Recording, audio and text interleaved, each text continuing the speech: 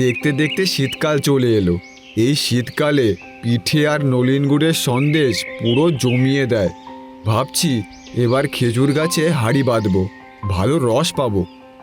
শীতকাল মানেই শুধু খাই খাই, খিচুড়ি, পিঠে, পায়েস, আর তার সাথে বনভোজন তো লেগেই আছে। বনভোজন করলে সবাই মিলে একসাথে খুব আনন্দ হয়। সেই কবে ছোটবেলায় স্কুলে পড়াকালীন বনভোজন করেছিলাম। তারপর তো আস্তে আস্তে সবাই বড় হয়ে গেছে, আর এখন যে যার কাজেও চলে গেছে। এখন তো আর এসব হয়ই না। হ্যাঁ রে, সেই শৈশবের দিনগুলো মনে পড়লে খুব দুঃখ হয়। আর শৈশবের দিনগুলো ফিরে আসবে না। কদিন পর আমাদের ওই নদীর ধারে অনেক লোক আসবে পিকনিক করতে। তা ঠিক, কদিন পরে সব লোক চলে আসবে এখানে পিকনিক করতে। নদীর ধারে তো সবাই জায়গাও পাবে না। ছোটবেলায় তো আমরাও কত নদীর ধারে পিকনিক করেছি। তা ঠিক, এখন শুধু ব্যস্ততা, কাজ, আর ভালো লাগে না এ জীবন। তাহলে তো একটা পিকনিক করা যায়, গ্রামের সকলে মিলে নদীর ধারের ওই ফাঁকা জায়গাটায় একটা পিকনিক করলে কেমন হয়? চা দোকানের এই কথা ভাবতে থাকে রতন আর রবি, এবং তাদের দুজনের মুখেই হাসি ফুটে ওঠে। দারুণ কথা বলেছ। তোমার মাথায় তো খুব বুদ্ধি। আমাদের দুজনের কারোর মাথায় আসেনি এই পিকনিকের কথা। গ্রামের সকলে মিলে পিকনিক করলে বেশ ভালোই মজা হবে। তবে কারা কারা এই পিকনিক করবে কে জানে। দেখবে অনেকেই আসবে গ্রামের। অনেকেই তাদের শৈশবের কথা মনে করে আফসোস করে। কিন্তু শৈশবে ফিরে যেতে কার না ইচ্ছে করে বলো তো?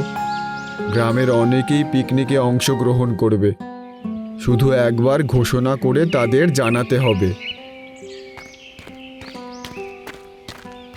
একদল নদীর ধারে পিকনিক করতে এসেছে গো। তা দেখি আমাদের বাড়ির বাচ্চাগুলো বায়না করছে গো পিকনিক করবে বলে। হ্যাঁ, ছোট বাচ্চাদের আর কি দোষ বলো?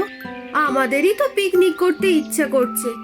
যদি গ্রামের সকলে মিলে পিকনিক করা যেত খুব ভালো হতো। তা ঠিক বলেছ। ওই যে দেখো, রতন দাদা আর রবি এদিকেই আসছে। ওদের যদি একটু বলা যায়, দেখি না কি বলে। তা তোমরা দুজন এখানে দাঁড়িয়ে কি এত গল্প করছো? আর বলো না, নদীর ধারে একদল পিকনিক করতে এসেছে। তা দেখে ছোট ছোট বাচ্চারা কি বায়না করছে। ওরা কত ভালো ভালো রান্না করছে, আর সেই সব রান্নার গন্ধে বাচ্চাগুলো শুধু ওই দিকে যাচ্ছে। ওরা নাকি পিকনিক করবে। বলো, এরকম হয় নাকি? কেন হবে না? আমরাও একদিন পিকনিক করব, আর শহরের খাবার রান্না করব। দেখবে খুব মজা হবে। তাহলে তো অনেক জোগাড় করতে হবে, অনেক কাজ, সবাইকে বলতে হবে। হ্যাঁ, পরের রবিবার দেখে পিকনিক করব। সবাইকে জানিয়ে দিও। আর আজকে সন্ধেবেলায় মিটিং হবে। কি রান্না হবে আর কার কত টাকা করে চাঁদা দিতে হবে সেগুলো নিয়ে আলোচনা করব। বলো তোমরা কি কি খাবার খেতে চাও পিকনিকে? আমি চিলি চিকেন আর ফ্রাইড রাইস খাবো। আচ্ছা আচ্ছা, হবে। ওই সব শহুরে রান্না তো আমরা করতে পারি না। পিকনিক করলে শহুরে রান্নার এই পিকনিক করব। তা ঠিক দিদি। হ্যাঁ, আর তার সাথে চাটনি, পাঁপড়, মিষ্টি তো আছেই। খুব ভালো হবে, ওই সব রান্না করলে খুব মজা হবে। আচ্ছা ঠিক আছে, আমি তাহলে চাঁদাটা তুলবো, আর বাজারের দায়িত্বটা আমি নিচ্ছি। তোমরা এই পাশটা দেখে নিও, আর এই সুযোগে কিছু টাকা পয়সাও আমি হাতিয়ে নেব। হ্যাঁ দাদা, সকলে মিলেমিশে কাজ করতে হবে। তুমি কাল থেকেই চাঁদা তুলে নিও। দুদিন পরেই তো আমাদের পিকনিক, আর ওই নদীর ধারেই পিকনিক করব। এ কি কাণ্ড গো, এখনো অবধি মাংস এসে পৌঁছলো না। আরে, আমাদের চাওয়ালা দাদারই তো কোনো খোঁজ নেই। বলো কি গো, ওই দোকানি দাদা কোথায় গেল?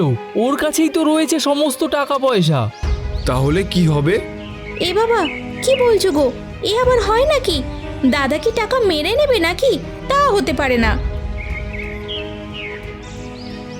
তোমরা তাড়াতাড়ি চলো। ওই নদীর ধারে দোকানি কাকু পড়ে আছে, মনে হয় আঘাত পেয়েছে।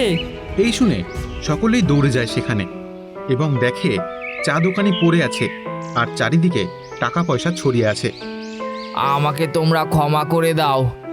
আমি বুঝতে পেরেছি যে আমি অনেক বড় অন্যায় করে ফেলেছি, তাই হয়তো আজকে আমি এমন শাস্তি পেলাম। আমার হাত ভেঙেছে, আমার পা ভেঙেছে, তোমরা আমাকে ক্ষমা করে দাও। আরে থামো থামো, আসলে বলো তো হলোটা কি? চারিদিকে এত টাকা ছড়িয়ে আছে কেন? আর তুমি এত সকালবেলা কোথায় যাচ্ছিলে এত বড় ব্যাগ নিয়ে? লোভে পাপ আর পাপে মৃত্যু। আমার পাপে আমার হাত পা ভেঙেছে। আসলে পিকনিকের চাঁদা একটা বাড়ি পিছু 500 টাকা করে উঠেছে। আমাদের গ্রামে বাড়ির সংখ্যা 50টা। তাহলে ভাবো কত টাকা উঠেছে। সেই টাকা নিয়েই আমি ভেবেছিলাম শহরে চলে যাব, কিন্তু যাওয়ার পথে আমি এখানে হোঁচট খেয়ে পড়ে যাই আর আমার হাত পা দুটোই ভেঙে যায়। এই কথা শুনে সকলে চমকে ওঠে। বলো কি গো, এই যে সাংঘাতিক ব্যাপার! তোমার মনে মনে এত শয়তানি ছিল, তা তো জানতাম না। আমি বরাবরই পিকনিকে যারা আসতো তাদের ছোটোখাটো জিনিস চুরি করতাম। আমার দোকানে চা খেতে এলে আমি তাদের চোখের আড়ালে গিয়ে তাদের ব্যাগ থেকে টুকিটাকি জিনিস চুরি করতাম। আমি যেদিন জানতে পারি আমাদের গ্রামেও পিকনিক হবে, সেদিন আমি মনে মনে প্রস্তুতি নিয়ে নিয়েছি। যেহেতু শহরের অনেক দামি দামি খাবার রান্না হবে, তাই অনেক টাকা উঠবে, আর আমি সেই সব টাকা নিয়ে পালিয়ে যাব। তোমার মনে মনে এত খারাপ বুদ্ধি ছিল? আমাকে ক্ষমা করে দাও, আমার ভুল হয়ে গেছে, আর তার শাস্তি আমি পেয়েছি। আমার হাত ভেঙেছে, আমার পা ভেঙেছে, তোমরা আমাকে একটু চিকিৎসার ব্যবস্থা করে দাও। আমার ভীষণ কষ্ট হচ্ছে। আর আর তোমাদের সব টাকা এখানেই আছে, সব এখানেই পড়ে আছে। এইসব কথা শুনে রবির বউ আর রমেনের বউ টাকা গুনতে থাকে। এদিকে রবি আর রমেন মিলে চা দোকানিকে ধরে নিয়ে যায় বাড়িতে। কোথায় ভাবলাম সব টাকা পয়সা নিয়ে পালিয়ে যাব, শহরে গিয়ে নতুন করে জীবন শুরু করব। তা না, এখন 2 মাস এখানেই পড়ে থাকতে হবে। কি ভুলটাই না করলাম। ওদিকে তো গ্রামের পিকনিকের জোগাড় করতে হবে, অনেক কিছু কেনাকাটাও করতে হবে। আমি কয়েকজনকে নিয়ে বাজারে যাই। আর রবি, তুই একটা ডাক্তারকে ডেকে ওর চিকিৎসার ব্যবস্থা কর। হ্যাঁ যাচ্ছি। এরকম একটা বিপদের দিনেও আমাদের পিকনিক না করলেও হবে না, নয়তো ছোট ছোট বাচ্চাগুলো কান্নাকাটি করবে। ওরা অনেক দিন ধরে খুব আশা করে আছে এই পিকনিক করবে বলে। তাড়াতাড়ি যাও, বাজারটা সেরে আসো। সবাইকে বেগুনি মুড়ি দিয়ে দিয়েছি, অনেক বেলা হলো, তাড়াতাড়ি রান্না করতে হবে। দাও তো, বাজারের জিনিসগুলো দাও।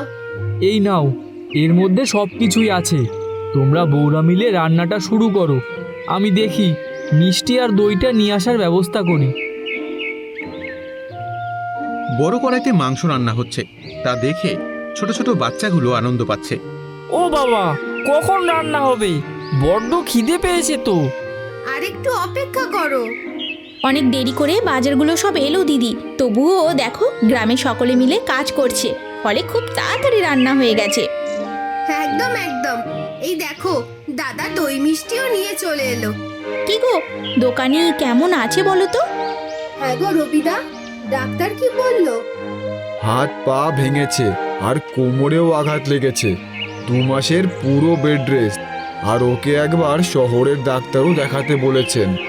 উচিত শিক্ষা হয়েছে ব্যাটার, আমাদের আনন্দ মাটি করতে চেয়েছিল, এবারে বুঝুক ঠেলা। ওর শাস্তি পেয়েছে, বাদ দাও। চলো, আমাদের কাজ তাড়াতাড়ি সেরে ফেলি, সকলেরই খিদে পেয়েছে। রমেন, চলো চলো, সবাইকে ডেকে খেতে বসার ব্যবস্থা করি। সকলেই খেতে বসেছে, পাতে ফ্রাইড রাইস আর চিলি চিকেন।